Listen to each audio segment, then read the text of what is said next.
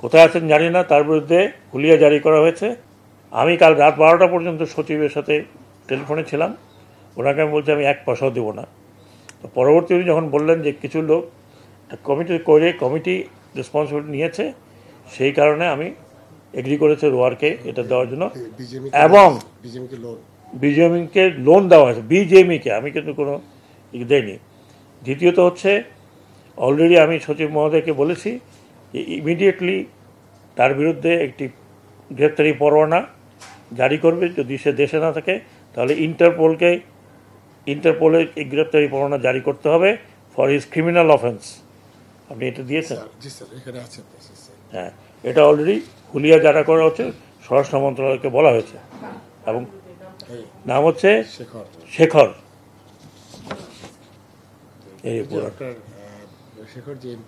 Shekhar MP ছিলেন, সাইফুজ্জামান শেখর, মাগুরা না কোথায় কি জানি, কিন্তু তার ফ্যাক্টরি তো এখানে, ভালুকাতে তার ফ্যাক্টরি, রোয়ার ফ্যাক্টরি। এবং শেখর সাহেব পলাতক আছেন, কোথায় আছেন জানি না, তার বিরুদ্ধে হুলিয়া জারি করা হয়েছে, এবং আমরা ইন্টারপোলে অ্যাপ্রোচ করব থ্রু হোম মিনিস্ট্রিকে রিকোয়েস্ট করা হয়েছে যে ইন্টারপোলে যেন করা হয়। কারণ উনি এইসব ফেলে থেকে চলে যাবেন, তার শ্রমিককে ফেলে থেকে চলে যাবেন, তিনি টাকা পয়সা ব্যাংক থেকে নিয়ে গেছেন। আর এই সরকার, আমরা প্রতিদিন শ্রমিকদের এই বিষয়টা ফেস করছি, এবং গভর্নমেন্ট থেকে টাকা দিতে হচ্ছে। আমরা দিয়েছি, আপাতত যা দরকার ততটুকু দিয়েছি, হয়তো থাকতে পারে, আমি জানি না। এটা তো পরে তুমি একটু ফাইন্ড আউট। শ্রম মন্ত্রণালয়ের আরেকটি হচ্ছে 25শে মার্চের সবার যে সিদ্ধান্ত অনুযায়ী টিএনজেড গ্রুপের অ্যাপারেলস ইকো লিমিটেড, তারা গাড়ি বিক্রয় করে শ্রমিকদের বেতন ভাতা পরিশোধ করেছেন। এটা বোধহয় বাংলাদেশে এর আগে কোনোদিন হয়েছে কিনা আমি জানি না। তিনি গাড়ি বিক্রি করেছেন, গাড়ি বিক্রি না বাড়ি বিক্রি করেছেন, গাড়ি বিক্রি করছে, এবং স্যার এখন তিনি অসুস্থ অবস্থায় হসপিটালে আছেন। আমরাও আশা করছি যে উনি সুস্থ হবেন তাড়াতাড়ি। আমি অলরেডি সচিব মহোদয়কে বলছি খবর নিতে, যে উনি যাতে পরিচর্যা ভালো হয়, যিনি গাড়ি টাড়ি বিক্রি করে দিয়ে শ্রমিকের বেতন দিচ্ছেন। আর মাহমুদ গ্রুপের 2টি প্রতিষ্ঠানের শ্রমিকের বেতন ভাতাদি পরিশোধের জন্য বাংলাদেশ ব্যাংক কর্তৃক তাদেরকে নগদ সহায়তা বাবদ 11 কোটি টাকা ছাড়করণ করা হয়েছে বাংলাদেশ ব্যাংক থেকে তরফ থেকে। কারণ তাদের বলে টাকা পয়সা তাদের আছে কয়েকটি ব্যাংকে, 2টি ব্যাংকে বোধহয় তাদের টাকা আছে, সেটা বাংলাদেশ ব্যাংক থেকে ছাড় দেওয়া হয়েছে। তো ওই গ্রুপের শ্রমিকরা, তাদের আশা করি তারা ঈদের আগে পয়সাটা পেয়ে যাবেন। এটা হচ্ছে মাহমুদ জিন্স, তাদের 2টি প্রতিষ্ঠান।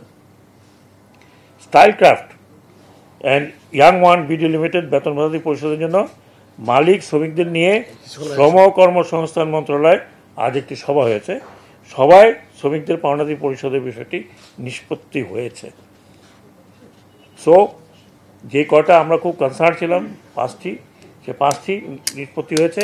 বাকিরা তাদের বেতন ভাতা দিচ্ছে বলে আমাদের কাছে এই নিউজটা এসছে।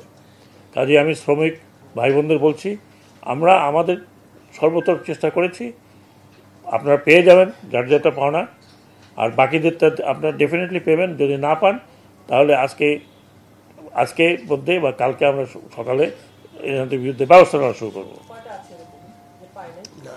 এখন পর্যন্ত আমাদের কাছে নিউজ নেই, আমাদের কাছে প্রায় সবগুলো almost all solved, almost by today. হুলিয়াতে এখন আমরা জারি করবো, কারখানা বন্ধ। জি না, এই টাকা তো আমরা দিয়ে দিয়েছি, এখন ব্যাংকের প্রসেস, ওর টাকা তো আমরা দিয়ে দিয়েছি অলরেডি বিজেএমকে।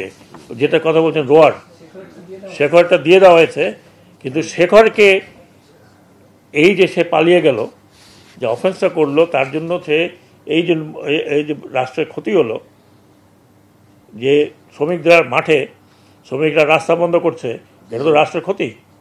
এই ক্ষতির কারণ সে, কাজেই তার বিরুদ্ধে যা মামলা যা করার সেটা বলা হয়েছে স্বরাষ্ট্র মন্ত্রণালয়কে, এবং দরকার হলে ইন্টারপোলে খবর দেওয়া হবে to get out of him.